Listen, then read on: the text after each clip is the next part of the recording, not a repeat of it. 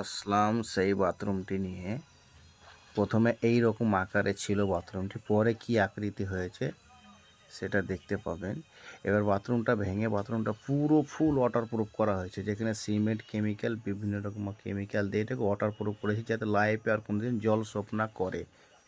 Wow wow তো এবার বলুন বাথরুমটা কেমন হচ্ছে আস্তে আস্তে। আর ভিতরটি ধীরে ধীরে এমনভাবে একটা আকৃতি নিয়ে আসছি যেটা বলার মতো না, সেটা সীমার বাইরের একটা আকৃতি।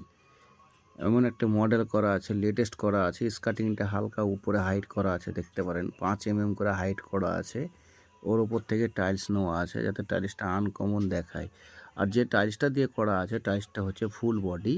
এই ফুল বডি টাইলস দেওয়ার কারণ হলো কি, যে টাইলসটা কখনো ক্ষয় হবে না বা কালার ড্যামেজ হবে না। এখানে স্টাফটা হাইট হওয়ার কারণে এখানে আপনার জিপ স্টাফ দেওয়া হয়েছে, যে কোনো বয়সের লোক এখানে উঠতে পারবে।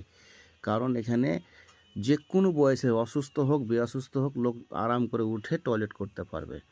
তার জন্য এই সিস্টেমটা করা হয়েছে। প্লাস এখানে কোনো ট্যাঙ্কি নাই, অনলি বল ভাল্ব দেওয়া হয়েছে, যেটা ভাল্ব পুলস হয় সেটা।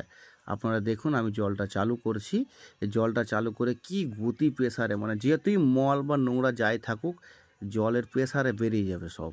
আপনার যদি ট্যাঙ্কি থাকে তাহলে 8 লিটার জল ধরবেন, এখানে আপনি 20 লিটার জল খরচা করতে পারবেন। যেমন ধরেন এই দেখেন কোমোটেও জল সেই সেম একই রকম পরিস্থিতিতে ছাড়া হয়েছে।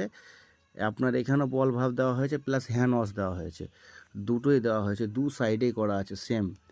তো এইভাবে করে হয়েছে বাথরুমটা। আর এই যে আপনার জিপ স্টপটা হচ্ছে কি, এটার নাম জিপ বলা হয়েছে কারণ আছে, কারণ এর তলায় কোনো রেজার নেই, ফাঁকা। ওই স্টপটার তলা টোটালি ফাঁকা। আমি ওটার ওপর আপনাকে চেপেও দেখাচ্ছি আপনাদেরকে। আর এই ভিডিওগুলো করছি যাতে সকল ভাই শিখে, বা তলাটা পরিষ্কার থাকবে। দেখুন তলাটা পুরো ফাঁকা, একদম কিছু নেই।